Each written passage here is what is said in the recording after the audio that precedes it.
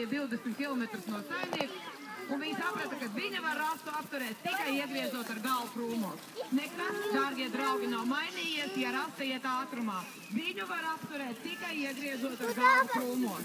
Tā kā saprotiet, kad rasta ir nopietnas kandidāts uz uzvaru. Ilze, sarkanais zirgs.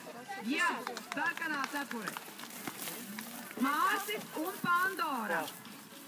Mārcis un Pandora, tātad tas mums ir kapteinis, zaļā cepure ar 3 kapteiņu zvaigznītēm.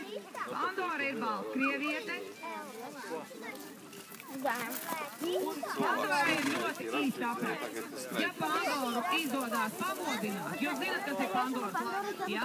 Kurai, ja pašiem vārtīm, tad izgāžās tur dievu zīme.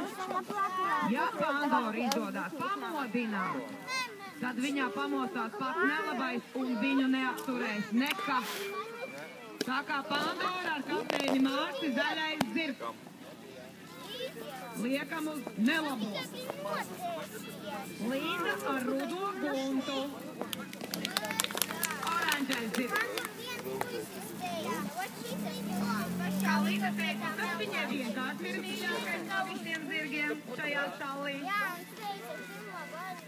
Un viņas viena otrai uzticās, kas nav mazsvarīgi. Tāpēc var arī auļot. Un viņas ir izauļojušas visas apkārtnes klajumu maršrutus, takas, mežus. Viņas ir izliekšojušas un izauļojušas visas apkārtējos laukus, klajumus, mežus, ceļus. Viņas viena otrai uzticās. Nes ko par to domā Gunta rudā. Tagad rudā Gunta un Linda oranžais zirgs. Un pēdējais nomainītais zirgs otrā Baltkrieviete. Marīna startē ar raitu. Jā, ar raitu Legantas vietā.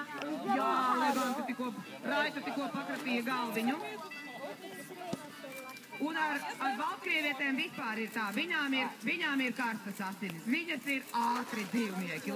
Raita tagad ir drusku apelpusies, drusku palaidusies slinkumā. Bet patiesību sakot, viņai arī ir pusni galvā. Nekas jau nav mainījies.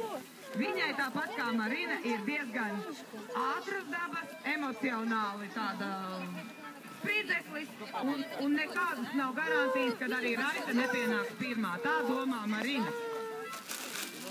Marina ar Raitu brūnais zirgs. Lūdzu, tagad pirmā tūre, Rasa un Pandora. Rasa un Pandora.